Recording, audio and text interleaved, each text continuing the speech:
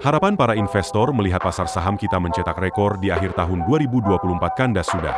Sejak November pasar saham terus melorot dan tidak membaik sampai akhir tahun. Begitu juga kondisi di pasar obligasi. Bagaimana kondisinya di tahun 2025?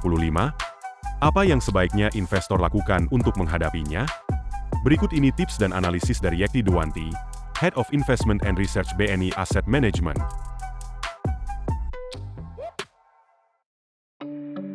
Kalau melihat proyeksi pasar di tahun 2025 nanti, kami memang melihat uncertainty itu akan selalu ada.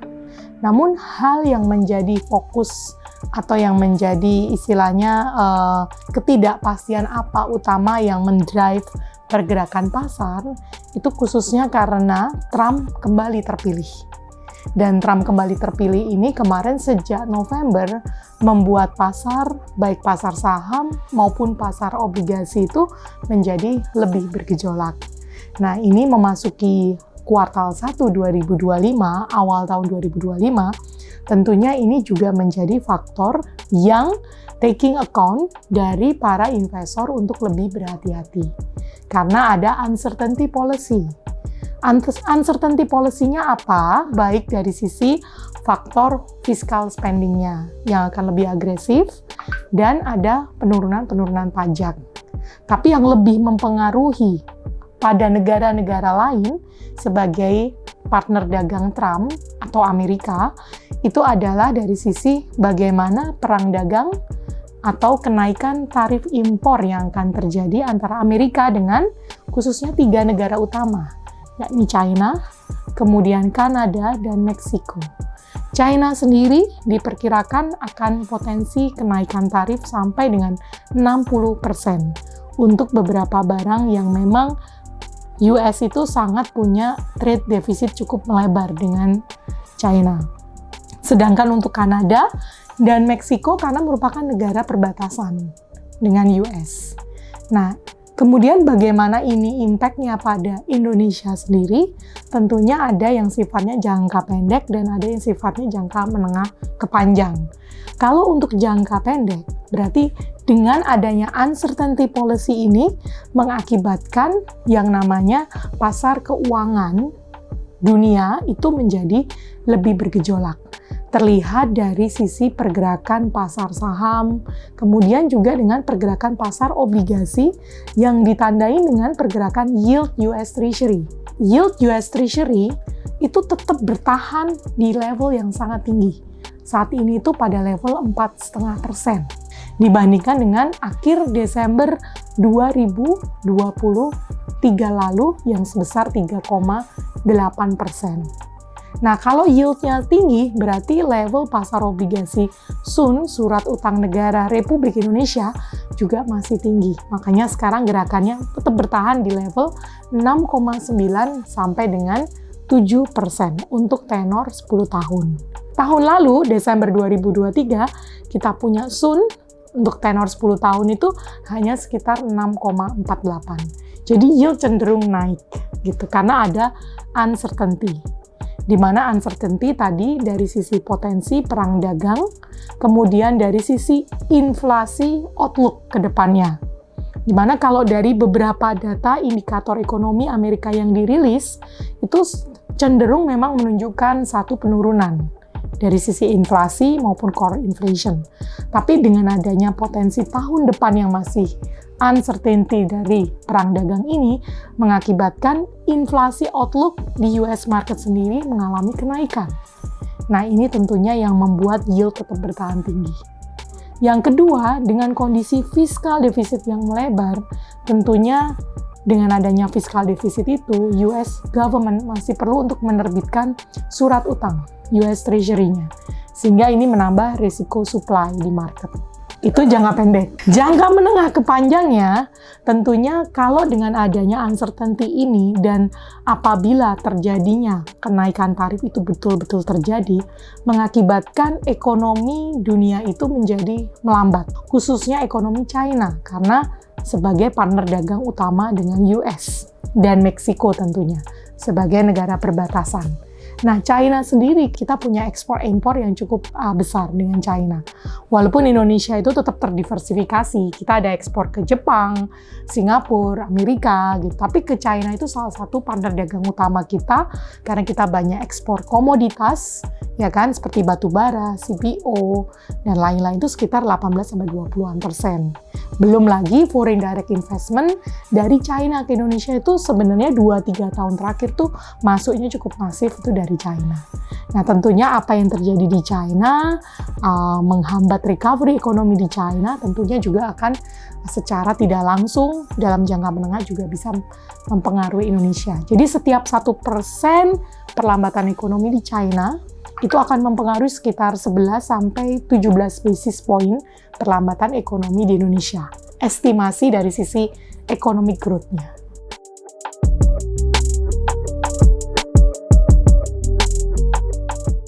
Untuk pasar obligasi sendiri, memang pergerakan surat utang kita itu dari sisi yield itu sangat dipengaruhi dan oleh beberapa faktor ya. Baik faktor pergerakan level US Treasury yang tentunya adalah pergerakan dari inflasi Amerika juga. Tapi juga dari sisi nilai tukar rupiah. Kemudian namanya CDS, ya kan, credit default swap. Dan juga dari sisi suku bunga di dalam negeri. Memang hal anomali yang terjadi itu adalah ketika The Fed itu sudah melakukan penurunan suku bunga, sudah cut rate. Itu akumulasi tahun 2024 ini sudah 100 basis point. Tapi yang terjadi anomalinya adalah yield-nya tidak mengalami penurunan. Artinya ini ada anomali, yield itu tetap high for longer. Nah, dengan kondisi seperti ini, memang kelihatan level yield surat utang di Indonesia sendiri itu masih tertahan juga tinggi. Kita melihat kuartal 1 ke kuartal 2 itu pergerakannya masih pada level seperti sekarang, di sekitar 6,7 sampai 6,9. Tapi Indonesia sendiri itu punya daya tahan ekonomi yang masih cukup baik gitu. Kenapa? Karena secara makroekonominya kita sudah lebih bisa bertahan. Ya kan? Kemudian kalau dari sisi rupiah yang sekarang sedang mengalami pelemahan, ini pun dipengaruhi oleh negara lain. Negara lain pun juga sedang mengalami pelemahan.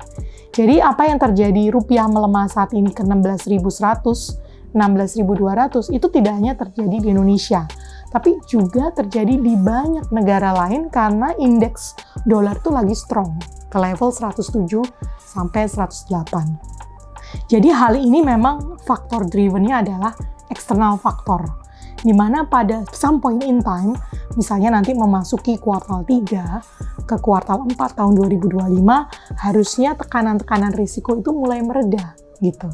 Kenapa? Karena beberapa yang sifatnya uncertainty menjadi lebih certain. Oh, ternyata kenaikan perang dagang tarif impornya seperti ini. Oh, geopolitical risk-nya seperti ini gitu. Dan kita juga melihat itu jadi faktor yang tidak selamanya akan menjadi risiko itu terus-terusan tinggi. Indonesia sendiri positioning-nya masih cukup strong karena kita punya pasar obligasi saat ini itu kepemilikan asing itu sudah cukup rendah. Hanya sekitar 14,5 sampai 14,8%. 5 tahun terakhir itu sempat kepemilikan obligasi itu sampai 30-an%. Jadi kalau kepemilikan asingnya masih cukup rendah di level 14,5%, artinya ketika risiko-risiko itu sudah lebih clarify, maka ketika inflow asing masuk, pasti yield itu dengan cepat akan mengalami penurunan. Jadi makanya di tahun 2025 nanti, kita masih melihat prediksi pergerakan level yield soon kita masih bisa bergerak di sekitar moderate case-nya adalah 6,55. Jadi bergerak per kuartalnya nanti akan bergejolak di situ. Di 2025 nanti diprediksi untuk konsensus Bloomberg melihat US Treasury yield tuh gradually akan kembali turun ke level 4,1 sampai 4,2% gitu. Jadi kita melihat memang kuartal 1, kuartal 2 itu masih uncertainty-nya masih tinggi, tapi nanti memasuki kuartal 3, kuartal 4 harusnya sudah lebih clear gitu.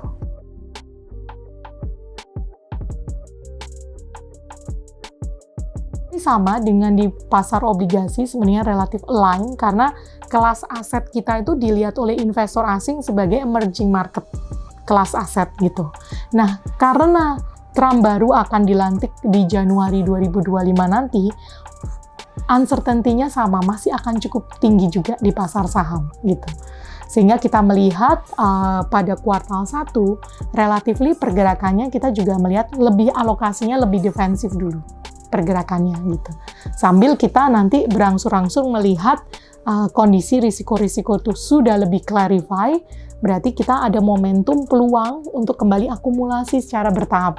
Walaupun tidak langsung one off, tapi dilakukan secara gradually. Karena kalau dilihat pasar saham sendiri, justru kita melihatnya kan lebih panjang. Investor pasar saham itu punya jangka waktu investasi itu yang bisa di atas 6 bulan, ya kan, sampai 1 tahunan lebih, ya kan. Sehingga mereka akan melihatnya lebih panjang. Yang dilihat panjang adalah satu, pasar saham maupun pondasi ekonomi sektor real di Indonesia itu sangat menarik.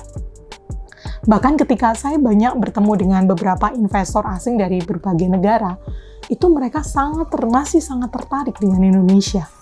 Karena Indonesia sendiri tidak diapa-apakan, internal ekonomi domestiknya itu sudah bisa bertumbuh sendiri. Kenapa? Karena ada 270 juta manusia.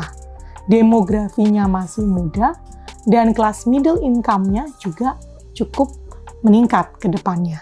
Jadi dengan kondisi ini berarti internal domestic consumption-nya itu berputar sendiri, menjadi penyangga roda perekonomian Indonesia. Nah, inilah yang membuat ekonomi domestik kita tetap bisa bertumbuh di atas ekonomi global ya umumnya. Jadi dengan tekanan eksternal lainnya, tentunya pasar saham akan melihat faktor domestiknya tetap berjalan dengan baik. Dan yang kedua adalah kita melihat bahwa kuartal 1, kuartal 2 itu nanti akan banyak event. Event khususnya karena apa? Karena satu, ada kenaikan UMP 6,5%, ya kan? Kemudian yang kedua adalah Lebaran. Berarti ada perputaran ekonomi yang cukup tinggi ketika masa-masa Lebaran dan libur ya. Nah, ini tentunya sektor konsumsi jadi berputar, jadi menarik. Makanya internal domestic consumption inilah yang bisa menjadi penyangga pertumbuhan ekonomi Indonesia. Ditambah Indonesia sendiri itu punya abundant resource, komoditas. Kita punya komoditas, sehingga ketika negara lain itu menghadapi faktor ketika harga barang komoditas naik cukup tinggi, Indonesia itu masih relatif bertahan. Kita punya banyak komoditas, baik di sektor agriculture maupun di sektor mining. Dan arahnya pemerintah yang baru masih akan meneruskan hilirisasi industri, sehingga tentunya itu bisa memberikan value added pada ekspor dan impor Indonesia. Dengan dua hal itu sudah menjadi penopang bagaimana kita punya ekonomi growth terus bertumbuh, kemudian laba-laba dari emiten yang ada di bursa juga mengalami pertumbuhan. Kita expect tahun 2025 nanti itu Indonesia bisa untuk sektor-sektor yang ada di dalam pasar saham itu bisa bertumbuh 8,5 sampai dengan 9% gitu.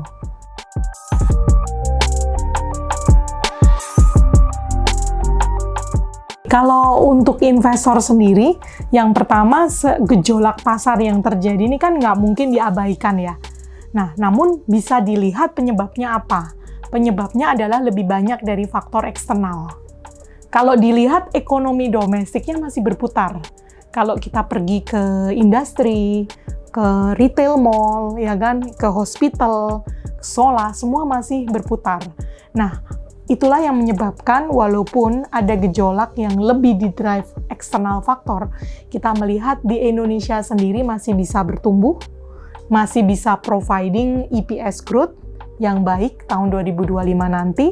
Kemudian rupiah juga walaupun sekarang masih melemah, tapi berangsur akan kembali juga normalisasi, menguat kembali. Jadi ya kita melihat investor itu nggak perlu takut dengan kondisi pasar saat ini.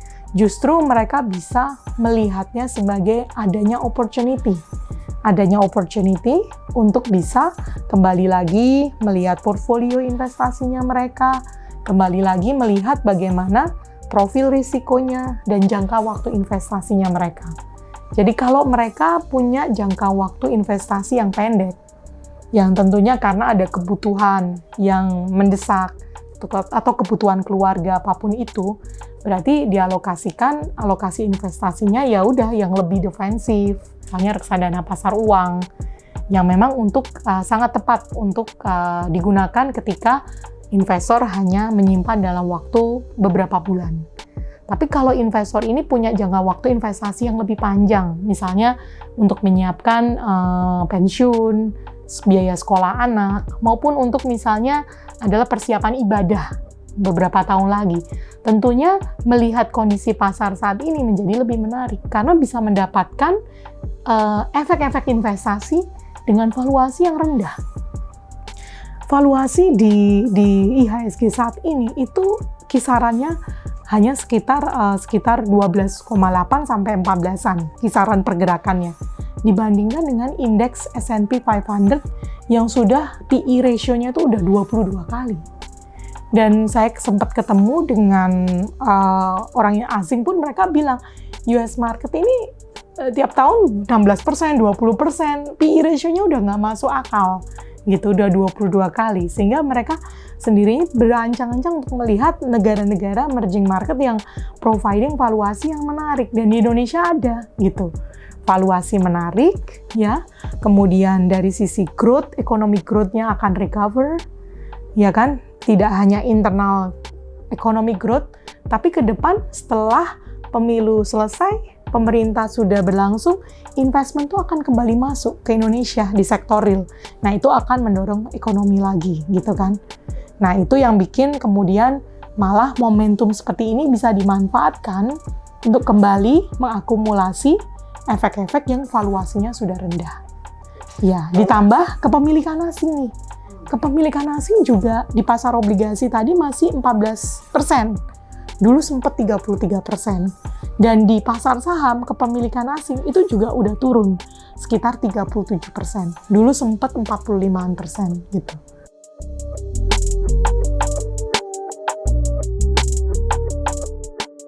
Kalau untuk pemilihan dari aset alokasi, kembali dikembalikan pada risk profile ya, dari setiap investor. Apakah itu investor institusi atau investor individual.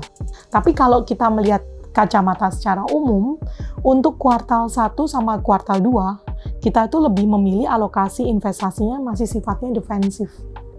Defensif dalam artian kita masih perbanyak kepada aset alokasi yang basisnya adalah fixed income, pendapatan tetap yang bisa menghasilkan kupon, ya kan, tidak hanya dari sisi potensi capital gain, tapi kalau dengan reksadana pendapatan tetap itu fluktuasi harganya relatifly lebih terbatas, lebih termanage gitu. Tapi masih bisa providing dapat kupon di efek-efek obligasi di dalam reksadana pendapatan tetap. Namun untuk yang alokasi pada reksadana saham yang merupakan kelas aset yang lebih berisiko, kita juga tidak bisa nolkan langsung. Kenapa? Karena valuasinya sangat menarik. Jadi gradually menambah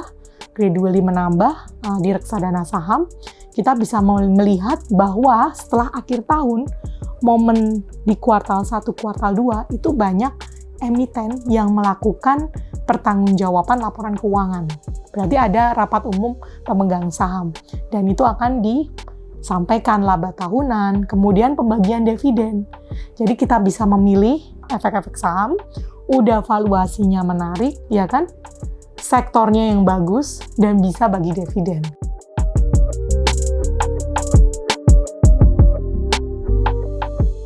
Kalau untuk sektor, kita melihat salah satu sektor untuk tahun 2025 nanti yang masih menarik adalah, pertama adalah sektor yang sifatnya adalah konsumsi. Karena apa? Karena economic will recover, ya kan, dari sisi pemerintah memberikan insentif supaya ekonomi itu recover lebih cepat dengan adanya beberapa kegiatan-kegiatan bantuan sosial. Kemudian juga ada program free nutrition meal. Jadi artinya sektor konsumsi itu akan kembali meningkat secara gradually ya, apalagi kuartal 1 big event.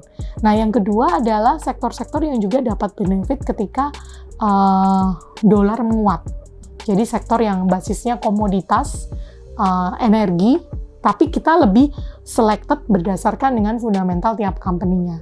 Tapi kita melihat sektor yang mendapat benefit dari penguatan dolar, istilahnya adalah komoditas ataupun eksportir, secara selektif yang punya fundamental yang baik itu bisa dipilih. Namun yang ketiga juga yang menarik itu, tahun ini perbankan itu menghadapi yang suku bunga kan sebelumnya mengalami peningkatan ya, sehingga net interest marginnya agak terkoreksi ya. Plus ada credit quality ya. Kita melihat 2025, 2026 nanti harusnya yang namanya earning di perbankan itu juga ada recovery. Jadi ada yang namanya bottoming out gitu. Untuk beberapa, khususnya perbankan yang sudah sangat mengalami tekanan koreksi di tahun 2024 ini. Harusnya kita melihat earning trajectory recovery-nya ada mulai tahun 2025, tapi akan lebih bagus lagi nanti 2026 nanti gitu. Tapi tetap dalam pengalokasian sektoralnya, kita tetap akan lakukan diversifikasi gitu di sektor-sektor yang lain.